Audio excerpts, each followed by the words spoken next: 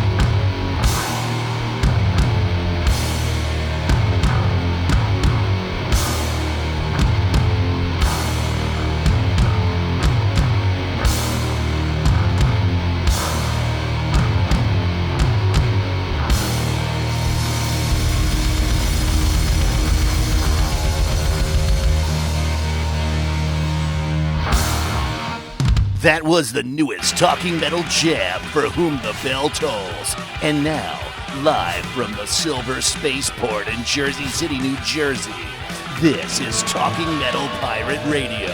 Here are your hosts, Mark and John. A big Talking Metal toast, John. Thanks for having us here to Jersey City. Oh, and Bud Friendly. of course, yes. Hey, you're welcome, guys. I am very happy to be doing a new Talking Metal Pirate Radio from the Silver Spacecraft, or as Bud Friendly called it, the Silver Space. I like that, Silver Space. Where he parks the craft. Yeah, I love it. Absolutely. And let's just talk about the drummer in that jam. Absolutely. Ron Lipnicki, one of the best, if not the best drummers we've ever played. Yeah, and he plays in a band, Overkill. We're actually going to see them tonight on the day that we are recording this episode.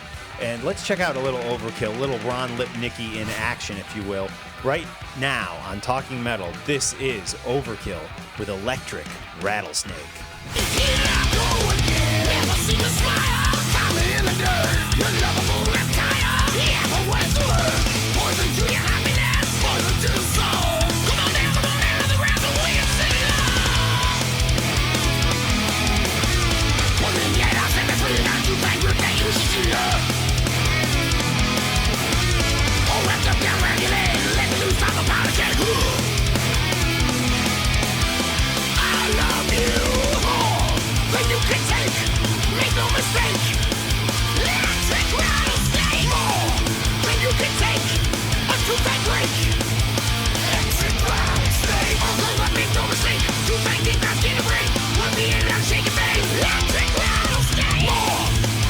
What you just saw was a little video sample, if you will, of Electric Rattlesnake, 2012 Overkill.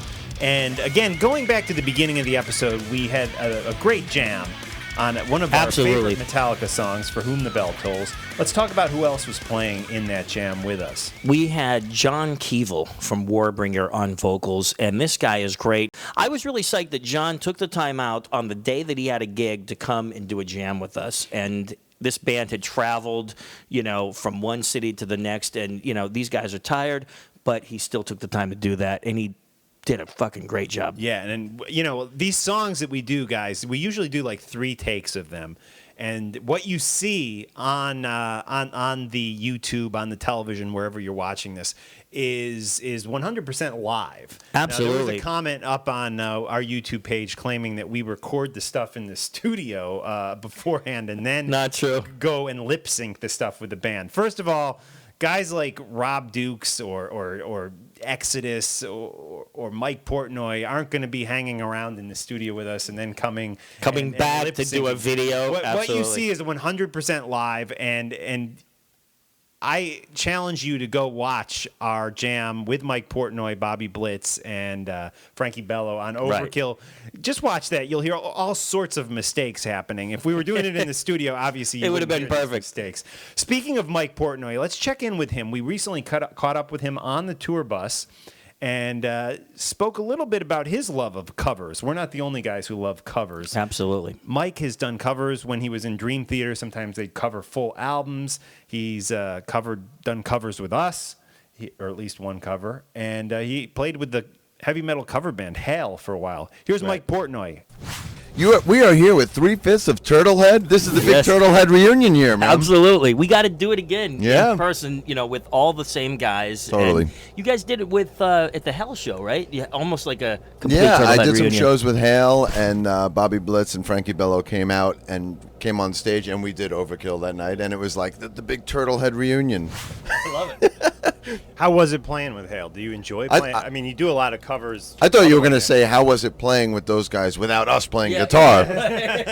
Now, Hale was awesome, man. Hale was like a dream gig for me. Like I was a kid in a candy store, just doing classic metal and thrash covers, the classic stuff like Priest and Maiden and Sabbath and Kiss, and then, all the way to like the early thrash years, like early Metallica and Slayer and some Sepultura.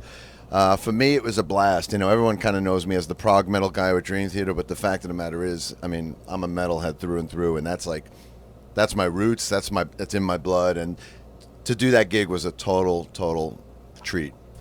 That was Mike Portnoy talking with Talking Metal. Do you remember that jam we did with Mike many years ago? I love that jam, and when I show people the Talking Metal TV show, I always start out with that jam. Yeah. It's my favorite jam. One of my favorite Motorhead jams. song and a great cover of the Motorhead song by Absolutely. the one and only Turtlehead, who we were just talking with Mike Portnoy about that. Who apparently did a reunion without us, which Yeah, is very upsetting. Mike, we want to be on the next Turtlehead reunion. Just kidding, Mike. Yeah, just kidding. Cool. Let's check out a little bit of that jam right now. Killer. I think Motorhead just hits you. You know, when you first hear them, it's like, yes, I have to hear that. I need more of that. But when I first heard them, I mean, eyebrow goes up and goes, oh, my life's changed. First time I heard this song, Overkill, I'd never heard a drummer just play double bass the whole way through. That set the level for double bass drumming. Only way to feel the noise is when it's good and loud. So full I can't believe it's screaming with the crowd. Don't sweat it, get it back to you. Don't sweat it, get it back to you. Overkill, overkill, overkill. Shut up.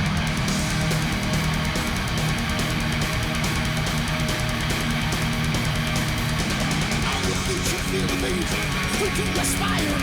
Shake your head, you must be dead if this don't make you blind. Don't sweat it, get it back to you. Don't sweat it, get it back to you. Overkill, overkill, overkill. Yeah!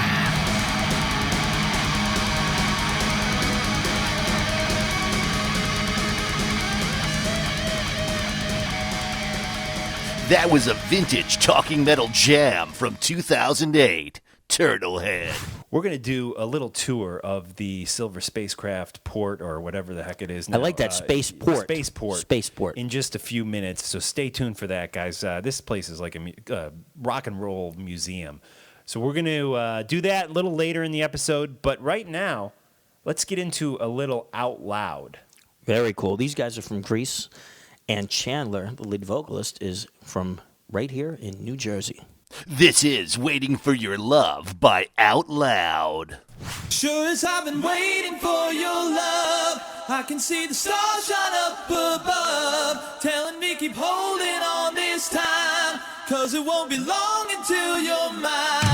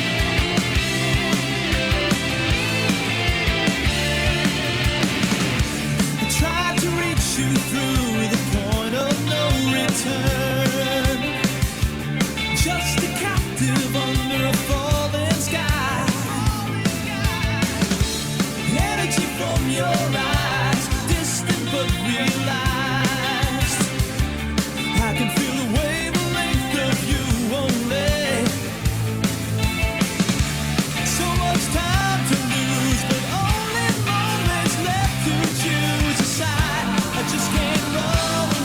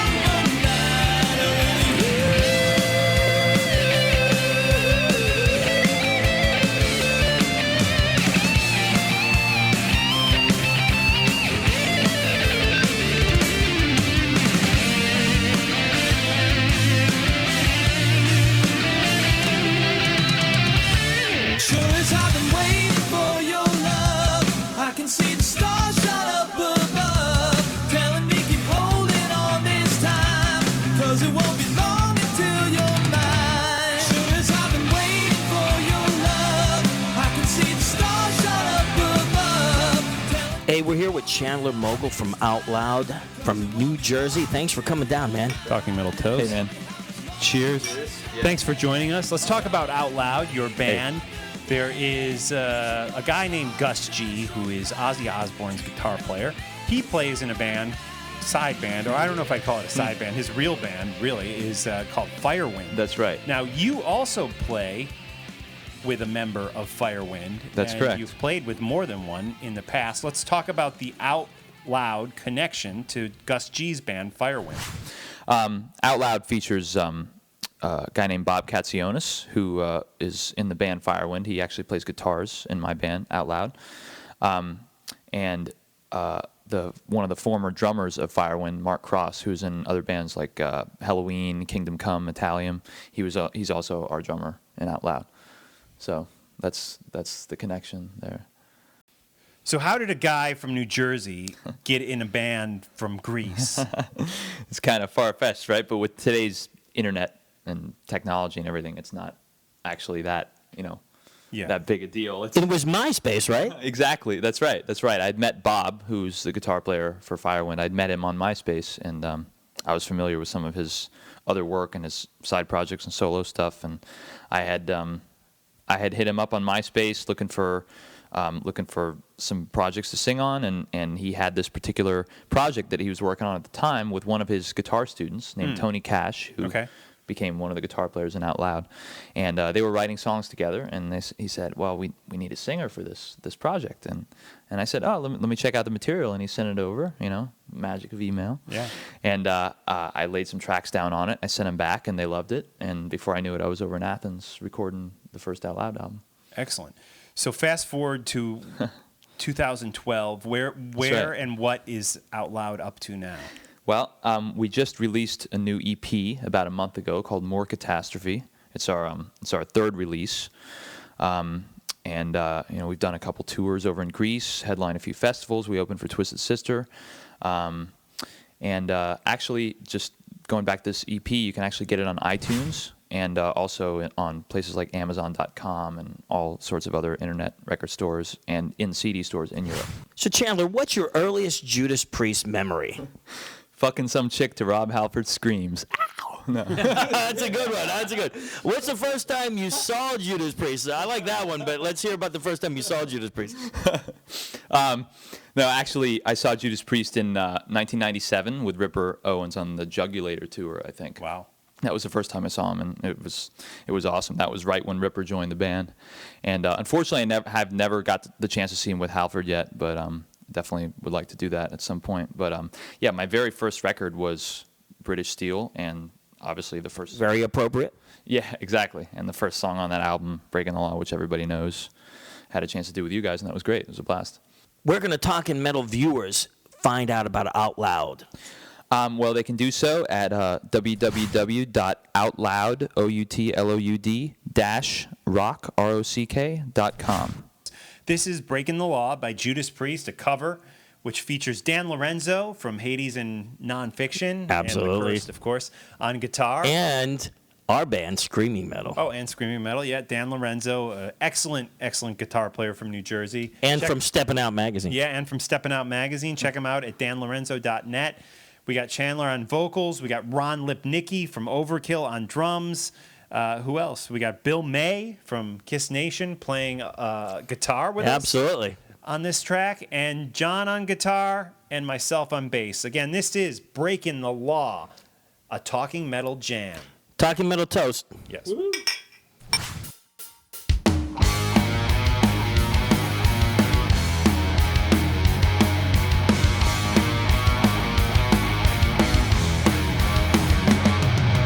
There I was, completely wasted, out of work and down. All inside, it's so frustrating as I drift from town to town. Feels as though nobody cares if I live or die. So I might as well begin to put some action in my life. Huh. Breaking the law, breaking the law, breaking the law, breaking the law, breaking the law, breaking the law. Breaking the law, breaking the law. So much for the golden future, I can't even start. I've had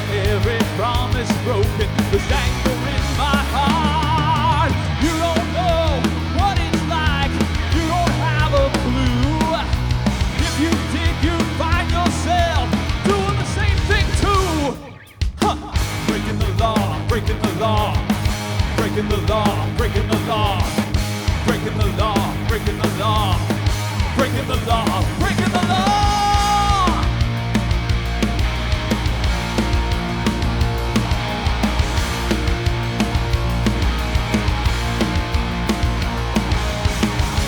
You don't know what it's like.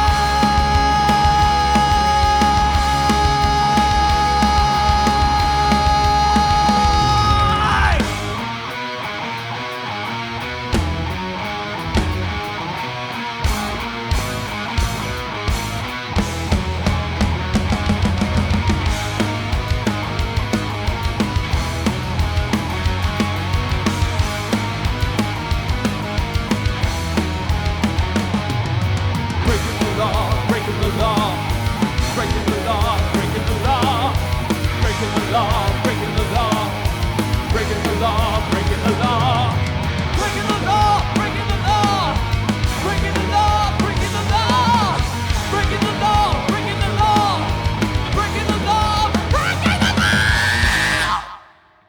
That was Breaking the Law with Chandler from Outloud. Now back to Mark and John. Hey guys, to wrap things up on today's episode of Talking Metal Pirate Radio, we're going to do a crib-style tour of John Astronomy's apartment here in Jersey City, New Jersey. An undisclosed location deep underground in Jersey City city limits. Obviously, there's all sorts of guitars and paraphernalia, if you will, rock and roll paraphernalia all over this apartment. Let's start with these amps. Randall amps. Is that the official amp of Astronomy? Yes, Astronomy loves Randall and Astronomy loves Marshall, and these were the actual Astronomy amps that were used with Captain T in Astronomy on many, many gigs, and basically these are kind of replicas of what KISS was using, but I designed the mirror, and the great people from Randall helped me out. Paul Stanley model? Yeah, these are actually Paul Stanley Colossus Randall amps. Speaking of Paul Stanley, how about this guitar right here? Tell us a little bit about that, John. Yeah, this is the Ibanez Iceman PS10 Paul Stanley model, and the cool thing about this is that it is signed by Paul Stanley on the back, but when I used to use this with Astronomy and Captain T, I rubbed some of the autograph off, unfortunately. So then I had Paul, I asked Paul for his autograph, and he signed a pickguard for me, which I've taken off so that I don't accidentally scratch off another autograph. For you guys who don't know, Captain T Astronomy is Captain T's kind of my stage name. John and I haven't done one in a while, but occasionally we'll do concerts together as Captain T and Astronomy. We've done many, many concerts through the years.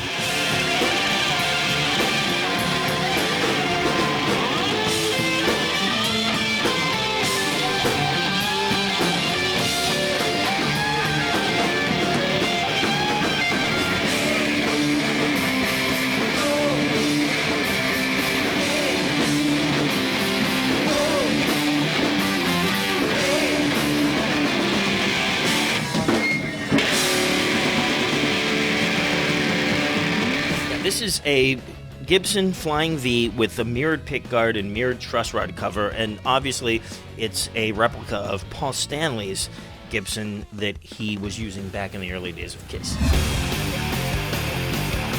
Let's talk about this half guitar up here. What's that, John? This is a Gibson Les Paul Standard that was cut in half, and I replaced some of the parts with stuff I've gotten from Ace. So this is a pickup that Ace gave me out of his original light guitar that he used in the I Was Made for Lovin' You video.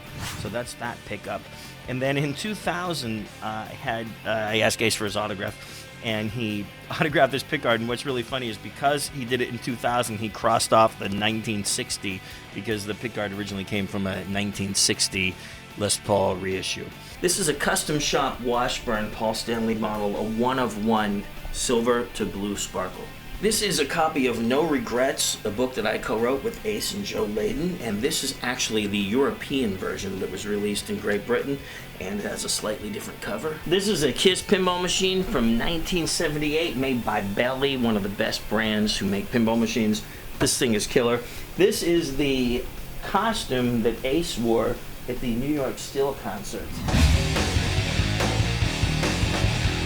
John, you have so many amazing guitars in this apartment, but let's talk drums. Right here we have something that I remember seeing in concert, actually, I think with you in Rhode Island. We went to the KISS show together in 87, I guess?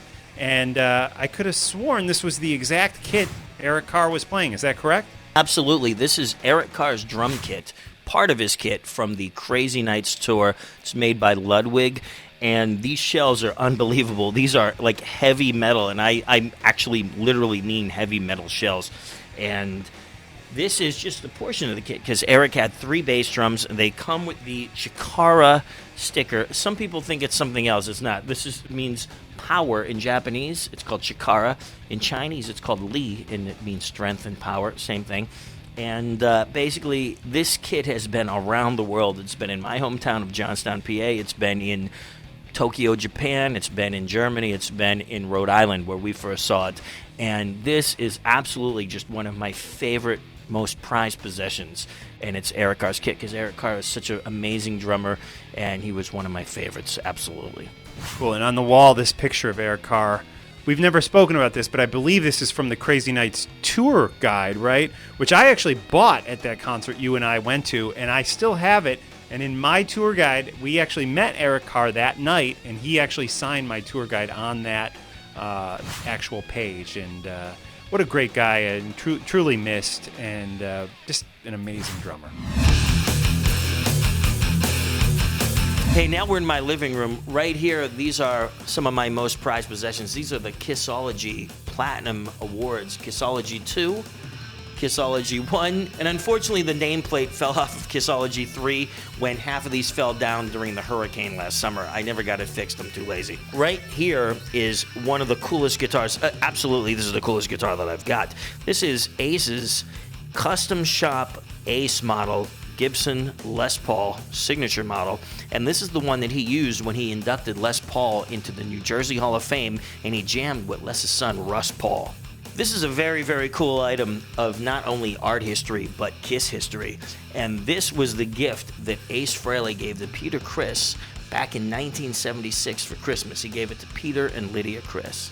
These are just some of my favorite guitars. This one, without a doubt, is my absolute favorite guitar to play. It's a Gibson Les Paul Custom Tobacco Sunburst, purchased at Music Haven in Johnstown, Pennsylvania, my favorite music store.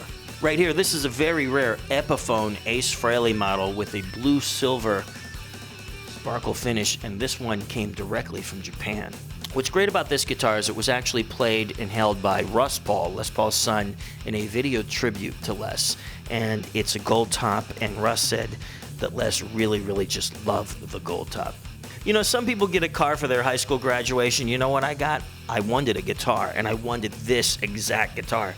This is a 1976 Gibson Firebird. This was a rare find because I got it in 1987, and it was in mint condition, and also purchased at Music Haven in Johnstown, Pennsylvania, and this is literally one of the absolute greatest guitars in the world right now.